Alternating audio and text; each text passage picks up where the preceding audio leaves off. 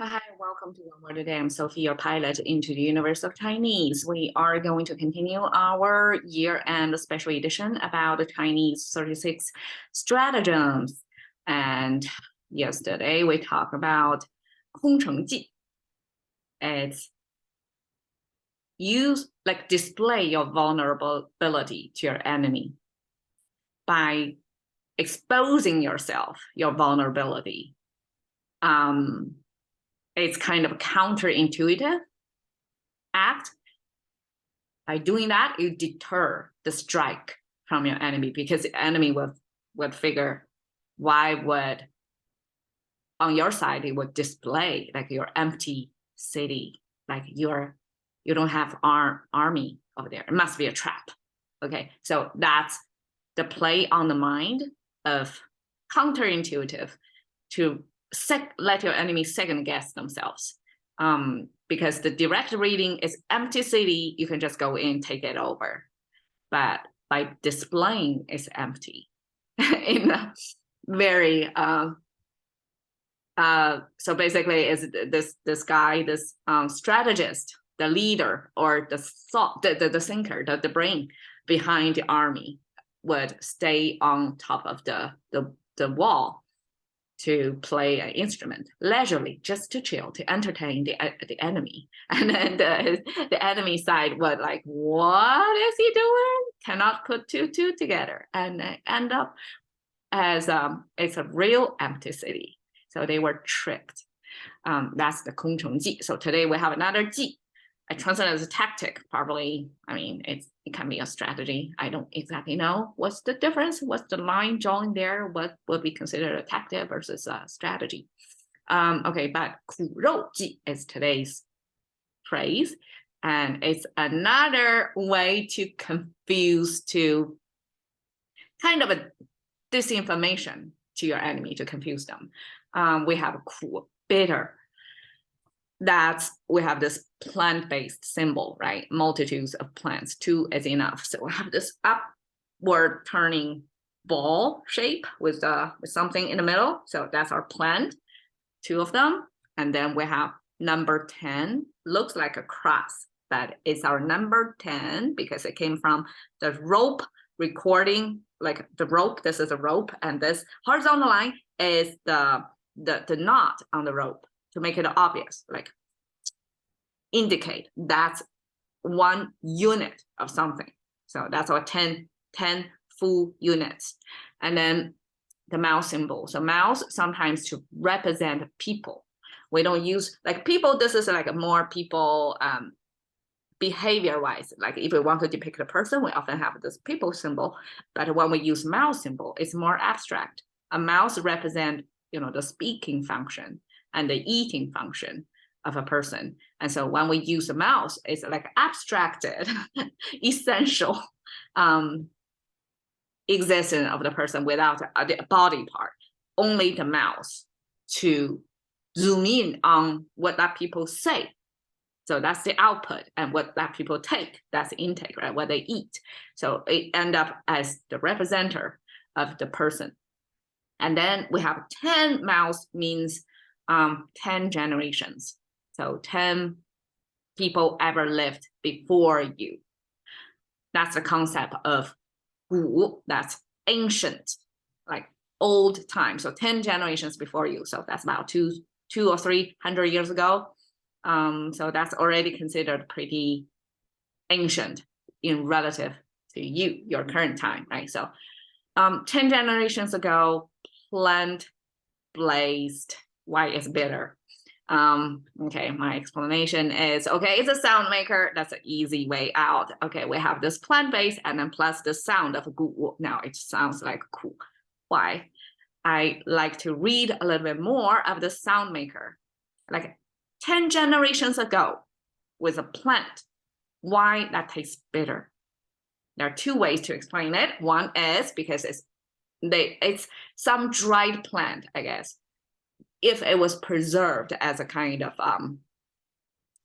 spice or medicine, dried plant form, and it's preserved from 10 generations ago, it's not fresh anymore, so probably it doesn't tastes good. It's kind of a semi-rotten or dry, something like that. So it's the taste of bitter, because it's not fresh anymore. And the second way to explain is this this ancestry worshipping thing is embedded in Chinese culture. Like we give extra credit and weight simply because people, they live before us, they supposedly know better, right? They have lived through this whole lifespan and they know better than us newbies, new generation. So this ancient ancestor worshipping there, that gu is used almost like the wisdom embedded generations before you. You have to respect that. And with that respect and this plant-based, it means like this wisdom passing down to you, that telling you that this plant is good for you. But that plant is not, it's counterintuitive. Like you would not naturally want to taste that plant because it's bitter. But some truth, hard to hear truth in that ancient wisdom are going to taste bitter. Okay, so 2 ways to understand. So it could, 10 generations ago, ancient wisdom embedded or captured on this plant, and that would taste bitter, either because it's not fresh or because it's wisdom. It counter your natural tendency to instant satisfaction, right? So something you have to, the right thing to do sometimes is not the most pleasurable thing to do. So that's the kind of bitter. Okay, meat is simply, the ancient meat looks like this. It looks like omega shape, right? And with the grains of the meat, the stripes on the meat, right? Kind of like a marble stone shape on the meat. So this simply a visual depiction of the meat. Contemporary Chinese got it, I call it complication process. So we have a simplification process and we have a complication process. So this is a simplification, right? This versus this, instead of drawing curved lines, we draw straight lines, more efficient. That's simplification. But this is a complication because over here it's hard to draw, right? And instead of writing a little bit of that curve, a little bit, to signify the grain, the stripe on the meat, we made it obvious. Like this, almost like a human figure symbol, triangle, left, right, left, right. It's easier to draw. It's more obvious, but visually it looks more complicated. And also this going overboard, outside the boundary. I think that's an interesting change of why people have this meat symbol, this meat stripes over here, like a placing over the borderline of that body of the meat. So that's something interesting. I don't know why, but that's contemporary meat. This is ancient original way of meat writing. So we have bitter meat tactic, right? Tactic, calculation, speaking, combined. So what do you mean bitter meat? It's basically to, I translate it as self-mutilate. So harm yourself, like a physical pain. So meat here means your body, your own physical existence with all that, pain sensors on it. So if you feel pain, we use bitter. We didn't use pain. We use bitter meat to mean it's painful on your body, and use that as a tactic. So the story goes, so this guy beaten up, corporal punishment, whipped, or whatever, tortured, was Huang Gai. So he was one of the military leaders within a camp. So this is a Sanguo. You can see this is 1, 2, 3. This is number 3, right? And Guo means kingdoms. So it's kind of like a Game of Thrones context, different forces, and all of them are trying to get into the power, right? Become the unifying factor of all the kingdoms.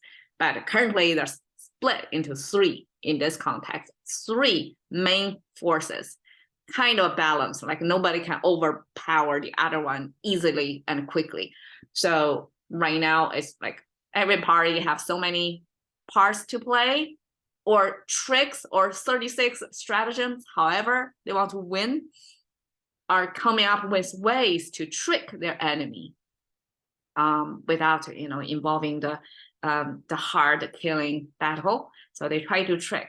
This trick played self-mutilating is this military leader pretend that he went into argument with the top leader, and then the top leader kind of down talking him or criticize him in front of people in public. So he was like lost his face. Face losing is a big thing in Chinese. So it's like dignity or pride was harmed, right? And that gives him a good enough reason to betray the leader, top leader.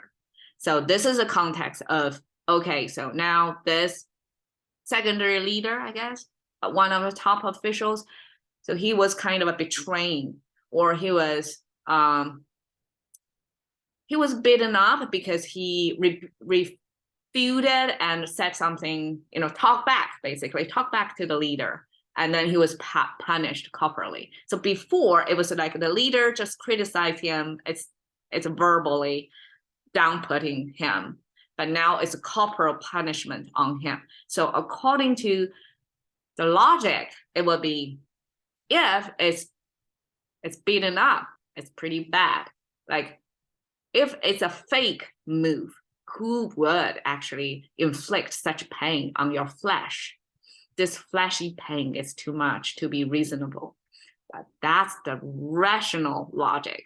Here, for this tactic to work, has to make it believable enough to inflict the pain so much that the enemy, like spies embedded over here, whoever is watching that, see this secondary leader was in pain.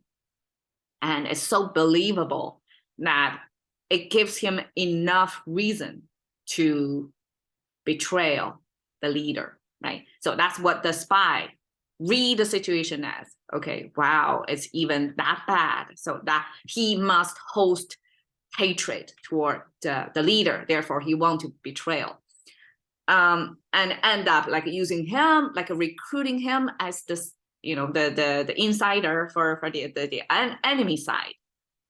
And then he end up, it's a tactic they're using. He's not betraying. He was using this to get close to the enemy side and actually plant himself and the whole army, like a whole slew of men who are loyal to him, would on the appearance like betrayal, all of them, the whole camp betrayal of the original leader. And now he physically moved himself as the traitor of this camp to the other camp. And then he was able to attack from inside the enemy's camp, because the truth is he was not betraying. He was using this as a pretext to build a logic behind this behavior, as he must hate the leader. He must want to betray.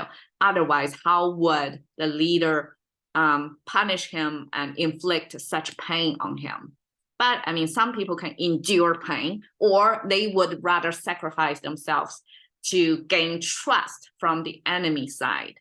And that way they can get inside the enemy and, win in a less bloody way, even if it's at the cost of this individual. So that's the whole plot of this 苦肉计, and they did succeeded in carrying out this. And the spy was not that smart enough, I guess. But in the army situation, it's really hard to tell. It's real intention or fake. But according to what's displayed on here, right? The hatred, the betrayal, the disharmony looks so real, and he looks so much in pain. There was enough reason for him to betray. So that's 的苦肉计。